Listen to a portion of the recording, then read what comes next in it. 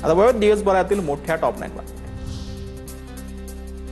TCS प्रकरणामध्ये विशेष सरकारी वकील म्हणून अजय मिसारींची नियुक्ती करण्यात आलेली आहे। नाशिक पोलिसांचा प्रस्ताव मान्य करण्यात आला। सरकारने निर्णय घेतला। पुढील सुनावणीत प्रकरणाला वेग येण्याची शक्यता आहे। नाशिक टीसीएस प्रकरणामध्ये निदाखांच्या अंतरिम अटकपूर्व जामीन अर्जावरील सुनावणी पूर्ण झाली आहे। 2 मेला नाशिक रोड न्यायालय देणार अंतरिम अटकपूर्व जामीनावर निकाल। निदाखांवर अटकेची टांगती तलवार काय? परतवाडा लैंगिक शोषण प्रकरणातील आरोपी आयान अहमदच्या अडचणीत वाढ। 16 वर्षीय अल्पवयीन पीडितेनं जबाब नोंदवला। एसआयटी चौकशीत धक्कादायक खुलासे समोर। लव जिहाद रोखण्यासाठी मुख्यमंत्र्यांनी कायदा केलाय। आम्हाला शस्त्र चालवायलाही शिकवलेलं आहे। जिहाद प्रकरण रोखण्यासाठी आम्ही शस्त्र देखील चालू। पुण्यातील भोरमध्ये भाजप आमदार महेंद्र लांडगेंचं वक्तव्य। अमरावतीच्या परतवाडामधील तरुणीचे लैंगिक शोषण प्रकरण। 5ही आरोपींना 14 दिवसांची न्यायालयीन कोठडी। याच प्रकरणातील दुसरा आरोपी हुजेर खानला दुसऱ्या गुन्ह्यात अटक। आरोपींची अमरावती जिल्हा मध्यवर्ती कारागृहात रवानगी। केम नाव बदलाऐवजी सुविधांवर भर द्या। किशोरी पेडणेकरांची मागणी। ऐतिहासिक वारसा असलेलं 100 वर्ष जुनं रुग्णालय नावावरून वाद निर्माण करण्यापेक्षा प्रत्यक्ष कामावर भर देणं आवश्यक। पेडणेकरांची प्रतिक्रिया। भाजप नेते किरीट सोमय्या यांचं घाटकोपर पोलीस ठाण्यातील लॉकअप बाहेर ठिय्या आंदोलन। 2 लहान मुलींवर लैंगिक अत्याचार केल्याप्रकरणी सोमय्या आक्रमक। साताऱ्यातील कास तलाव परिसरामध्ये मोठ्या प्रमाणात अनधिकृत वृक्षतोड। वन विभाग, सातारा नगरपालिका वृक्षतोडीबाबत अनभिज्ञ। अधिकाऱ्यांची माहिती, वृक्षतोड करणाऱ्यांवर कारवाईची मागणी।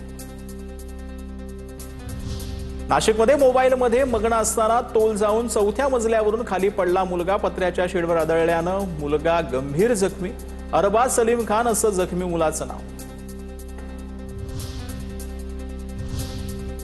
तर राज्यामध्ये सध्या उष्णतेचा कहर पाहायला मिळतोय। खास करून विदर्भातल्या जिल्ह्यांमध्ये 40 अंशांच्या वर तापमान गेलेलं आहे। त्या संदर्भातल्या टॉप 9 बातम्या। उष्माघातामुळे राज्यात 10 जणांचा बळी। गेल्या 2 दिवसात 4 जणांना जीव गमवावा लागला। 9 महिन्याच्या बाळाचाही समावेश। लातूर, परभणी, अकोला, अमरावती आणि अहिल्यानगरमध्ये उष्माघाताचा फटका।